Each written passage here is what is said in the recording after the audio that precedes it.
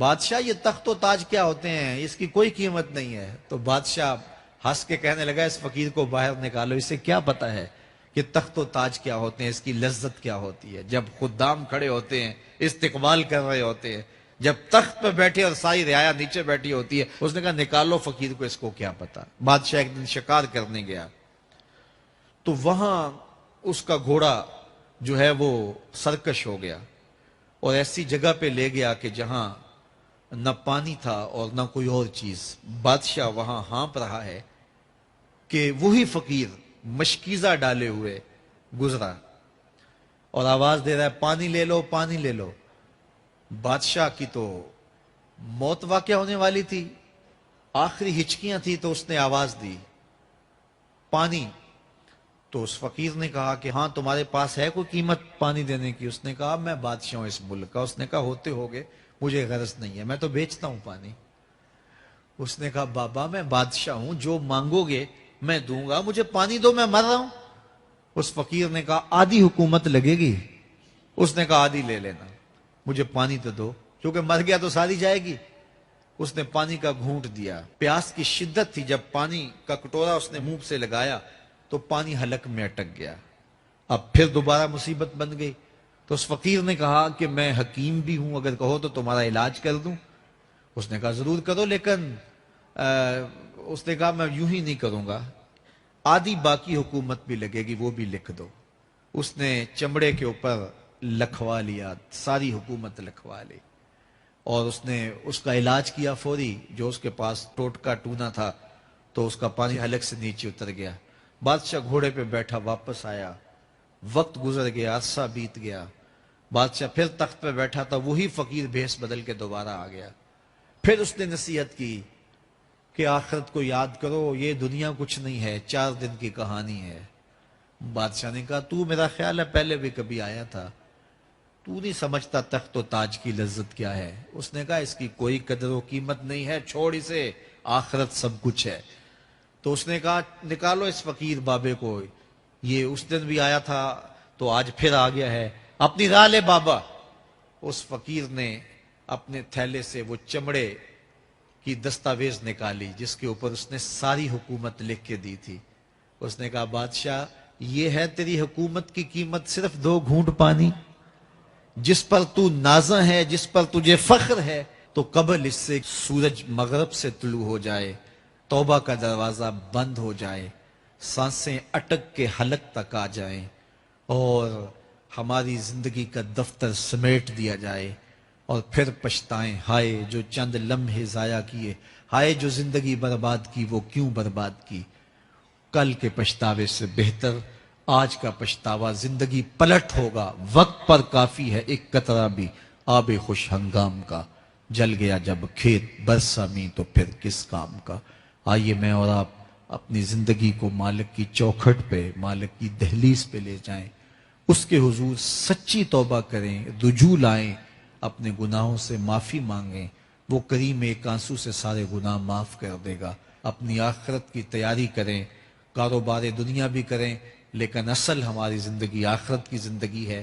صحابہ کو خندق کھودتے دیکھا تو پیار آیا تو یہی کہا اللہم ان العیش عیش الآخرہ، اے اللہ زندگی تو آخرت کی زندگی ہے، فاغفر للانصار والمہاجرہ، میرے انصار کو بھی بخش دے، میرے مہاجروں کو بھی بخش دے۔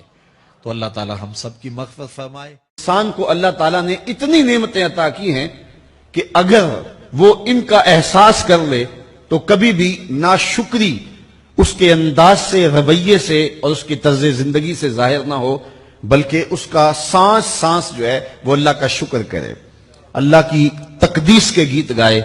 لیکن یہ انسان ناشکرہ ہے۔ وَإِنَّهُ عَلَى ذَلِكَ لَشَهِيدٌ، اس پر اسے کوئی خارج سے گواہی کی ضرورت نہیں ہے، وہ خود اس پہ گواہ ہے، اسے خود پتا ہے کہ میں کتنا ناشکر۔ ذرا اندر اتر کے دیکھے تو اس نے کیا اس کی نعمتوں کا شکر ادا کیا ہے، اس کی کتنی بڑی نعمتیں ہیں حضرت انسان کو۔ انسان غور کرے، تدبر کرے۔ میں کئی دفعہ یہ بات بتا چکا ہوں، میرا ایک ملنے والا ہے، پیر بھائی ہے، تو اس کو مسئلہ کیا ہے کہ یہ جو منہ میں لعاب آتا ہے اس کی مقدار کم ہے۔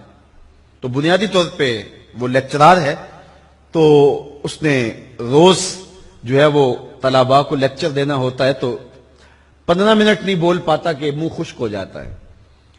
اب ہم نے کبھی اس کو نعمت سمجھا؟ یہ جو منہ میں لعاب آتا ہے ہم کہتے ہیں کہ یہ ایک مصیبت ہے, تھوکتے رہتے ہیں, لیکن اگر اس کی مقدار کم ہو تو زندگی اوکھی ہو جائے. یہ نظام انہضام پہ بھی اثر انداز ہوتا ہے, اور پھر اس کی بینائی بھی کمزور ہو گئی, ایک آنکھ کی بینائی تو بالکل ختم ہو گئی. مرض کیا ہے, مسئلہ کیا ہے, کون سی نعمت کم مل رہی ہے؟ پانی نہیں مل رہا, مل رہا ہے. آکسیجن نہیں مل رہی ہے. گردش خون جاری ہے. کمی کیا ہوئی؟ کبھی سوچا بھی نہیں ہم نے. لعاب کی مقدار ضرورت سے کم ہے تو زندگی مشکل ہو گئی. انسان یہ لعاب جس کی اہمیت تیری نظر میں کوئی نہیں, یہ کم ہو تو پھر زندگی عذاب بن جائے. تو اللہ نے جو تجھے نعمتیں دی ہیں اگر وہ نہ ہوں تو پھر بتا زندگی کیسے گزرے.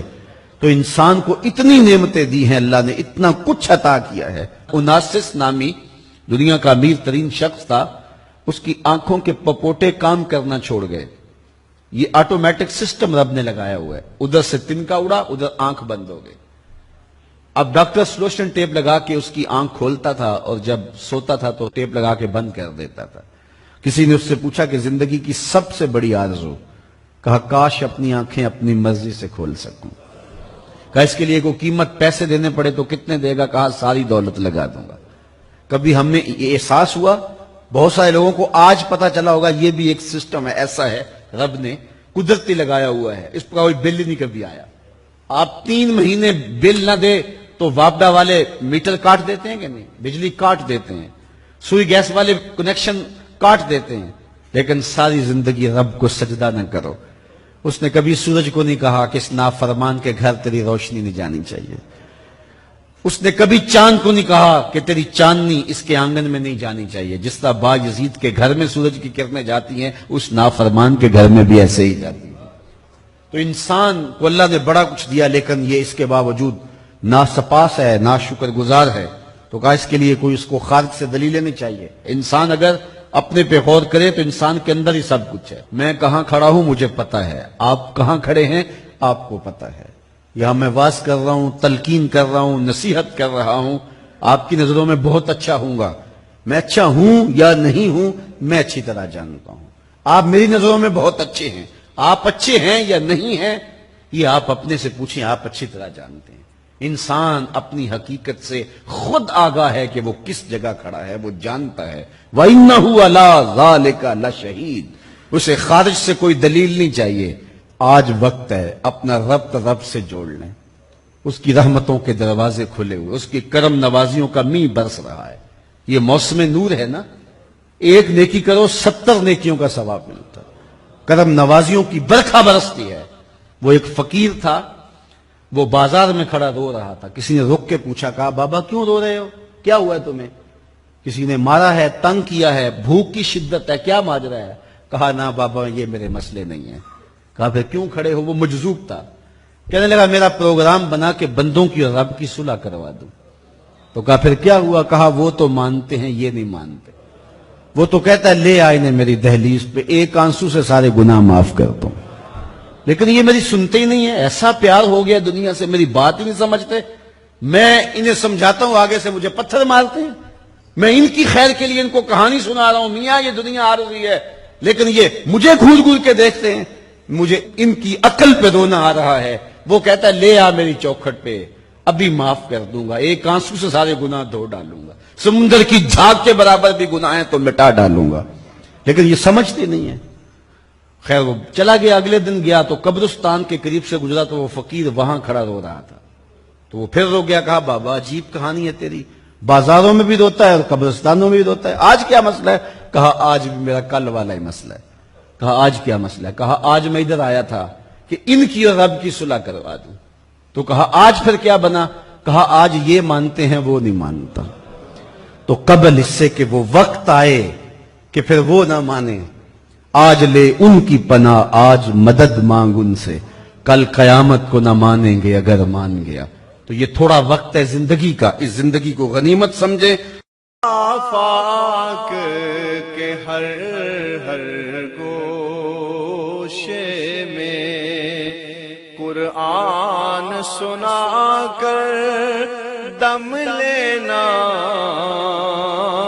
اب رکنا نہیں، اب تھمنا نہیں، فردوس میں جا کر دم لینا، آفاق کے ہر ہر گوشے میں قرآن سنا کر دم لینا، اب رکنا نہیں، اب تھمنا نہیں۔